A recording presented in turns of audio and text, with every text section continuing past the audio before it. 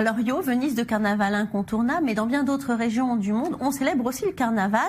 Nous vous avons préparé une tournée de carnaval un peu moins prestigieux, mais bien plus authentique. Julie Ebon va commencer par une escale, la France. Oui Valérie, le carnaval de Nice, l'un des plus célèbres et les plus photographiés au monde. C'est l'événement hivernal incontournable de la Côte d'Azur. Et là, cette année, Nice pense ses blessures après la tragédie du 14 juillet dernier. Et cette année, le carnaval sous haute sécurité a été déplacé pour l'occasion de la promenade des Anglais à la place Masséna. Pour cette édition 2017, les organisateurs ont misé sur l'humour. On ne pouvait pas s'empêcher de sourire en regardant les chars défiler avec les caricatures en carton-pâte des candidats à la présidentielle. Le président américain a lui aussi tenu la vedette. Une ambiance plutôt festive. Écoutez. J'adore Nice, j'adore, c'est féerique, c'est génial. Dommage qu'il n'y a pas, je trouve qu'il n'y a pas trop de monde par rapport à chaque année, mais les événements qui ont fait ça, c'est la fête quand même, c'est génial.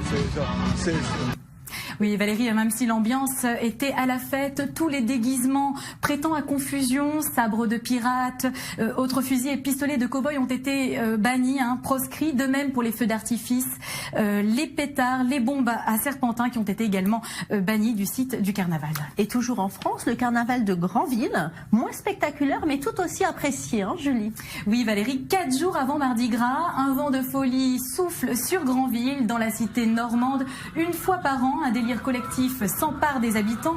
Concerts et fanfares, confettis et batailles de serpentins, défilés de chars satiriques aussi. Granville cultive son sens de la dérision et de la fête, un savoir-faire populaire. Mais l'air de rien, ces Normands-là ont réussi un tour de force improbable.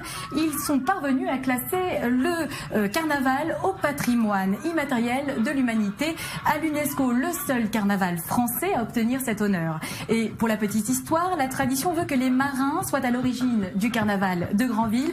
Les départs avaient lieu chaque année quelques jours aux alentours de Mardi Gras. La traversée était longue, rude, et donc avant de partir, ils voulaient faire la fête une dernière fois avant de braver les tempêtes. Le carnaval était donc la dernière fête avant de prendre la mer, et depuis, le carnaval se perpétue d'année en année. Bon, il n'y a pas que dans l'Hexagone qu'on célèbre le carnaval. Vous vouliez faire un stop en Bolivie, où là-bas c'est un événement culturel très important.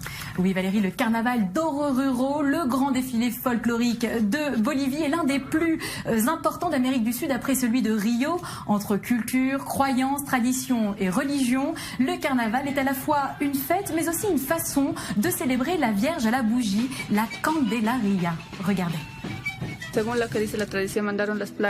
La tradition raconte que jadis, on nous a envoyé des plaies, le serpent, le crapaud, les fourmis, et c'est la Vierge qui nous a protégés de ces plaies, par exemple, en transformant les fourmis en sable. C'est pour cela que nous sommes ses dévots, et depuis ce jour, nous dansons pour elle.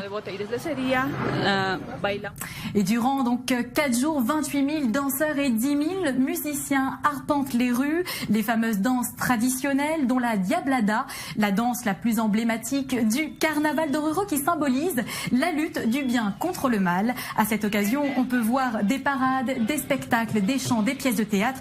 Quant aux costumes, tantôt d'une grande beauté, tantôt terrifiants, faut quand même le dire, ils perpétuent les traditions et les croyances.